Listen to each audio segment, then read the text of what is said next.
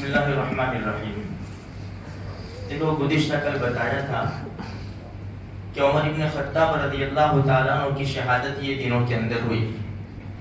میرے بھائیوں، یہ مسلمانوں کے ایسے زبردست لیڈر تھے کہ آج کے لیڈر جب ان کی تاریخ پڑھتے ہیں نا، وہ تعریف کرتے ہوئے نہیں رکتے.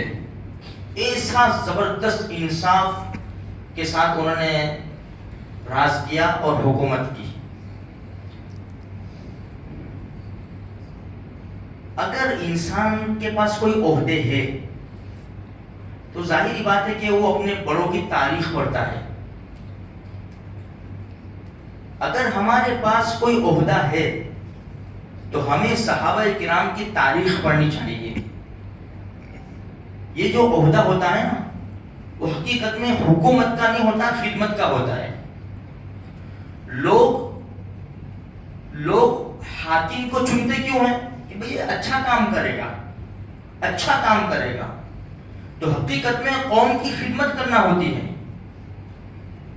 یہ عمر ابن خطاب رضی اللہ تعالیٰ عنہ اس سے بڑے زبردست جلیل القدر صحابی ہے جن کو دنیا ہی میں جنت کی بشارت ملی ہے، دنیا ہی کے اندر. ایک مرتبہ اپنے خلافت کے زمانے میں مدینہ سے 3 میل کے فاصلے پر کہیں جا رہے تھے.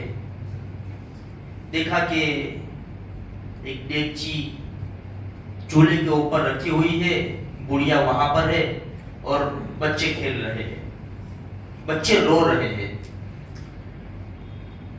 عمر ابن خطاب رضی اللہ تعالیٰ عنہ پاس چلے گئے. مشہور واقعہ ہے. بڑھیا سے پوچھا کہ دیگچی میں کیا بن رہا ہے اور بچے کیوں رو رہے ہیں؟ تو کہا کہ دیگچی میں تو کھانا کچھ ہے نہیں، بچوں کو بہلانے کے لیے پانی رکھا ہوا ہے تاکہ بچے تھک کر سو جائے. عمر ابن خطاب حیران. فوراً گئے، اپنا غلام ساتھ میں تھا اسلم، فوراً بیت المال میں گئے، وہاں سے کچھ گھی پنیر یہ سب لیا اور خود اٹھایا. ان کے غلام اسلم نے کہا امیر المومنین میں اٹھا لوں؟ فرمایا قیامت کے دن میرا بوجھ تو اٹھائے گا. یہ گئے، جلدی پانی کے اندر آٹا گھی خود بنایا، پھوکے مار رہے تھے آگ کے اندر. اسلم کہتے ہیں کہ عمر ابن خطاب رضی اللہ تعالیٰ عنہ کی گنجان داڑھی میں سے دھواں نکل رہا تھا. کھانا خود تیار کیا اور ان کو، وہ بوڑھی کو اور بچوں کو بٹھا کر کھلایا. جب وہ کھانے بیٹھ گئے تو غلام نے کہا کہ حضرت چلے؟ فرمایا ٹھہر جاؤ، جن بچوں کو روتے دیکھا تھا ان کو ہنستے بھی دیکھ لوں میں. بڑھیا نے کہا کون ہو؟ فرمایا کہ ہمارا خلیفہ جو ہے نا عمر، اس کا اور میرا حساب تو قیامت کے دن ہوگا. عمر ابن خطاب وہیں ڈھیلے پڑ گئے. فرمایا عمر کو تیرے حال کی کیا خبر؟ پھر ہمارا خلیفہ کیوں بنا بیٹھا ہے؟ خاموش ہو گئے، خاموش. بڑھیا کہنے لگی کہ تیری جگہ کے اوپر، عمر کی جگہ کے اوپر تو ہونا چاہیے تھا. پھر بھی کچھ نہیں کہا.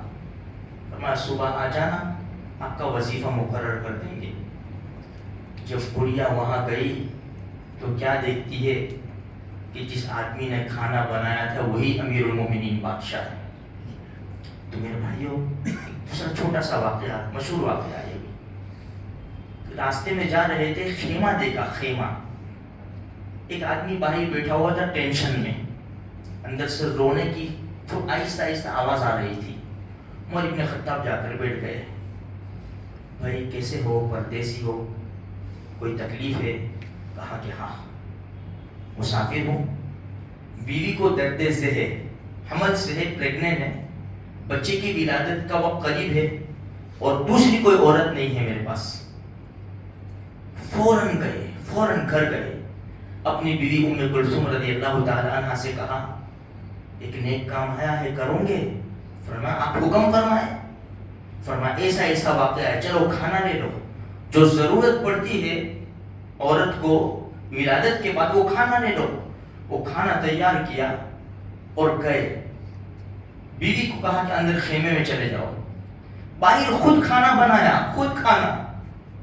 اب وہ مسافر کو بتانے کہ یہ کون ہے. تھوڑی دیر کے بعد اندر سے آواز آئی، امیر المومنین آپ کے دوست کو لڑکے کی خوشخبری دے دو. حیران، امیر المومنین، آپ امیر المومنین عمر ہو؟ کوئی حرج کی بات نہیں، کوئی بات نہیں، لو یہ کھانا تیار ہے، آپ اپنی بیوی کو کھلا دو. میرے بھائیوں، ایسے لوگوں کے اندر یعنی حکومت کی ایسا راز کیا کہ لوگوں کے دلوں کے اندر محبت بڑھ گئی. افسوس کی بات ہے آج مسلمانوں کے لیے کہ مسلمانوں کے پاس اتنی زبردست تاریخ ہے، ایسے بڑے بڑے لیڈر ہیں.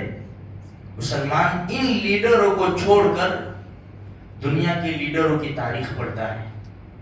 اب دیکھو، چھوٹی سی بات ہے، آج کا نوجوان عثمان ارطغرل یہ دیکھ کر خوش ہوتا ہے.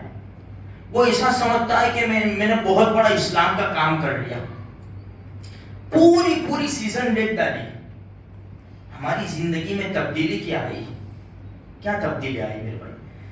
یہ ایسے زبردست لوگ تھے کہ ان کی تاریخ پڑھو، ان کی تاریخ، بہت کچھ حاصل ہوگا اور اپنی زندگیوں میں بہت زیادہ تبدیلی آئے گی میرے بھائیوں.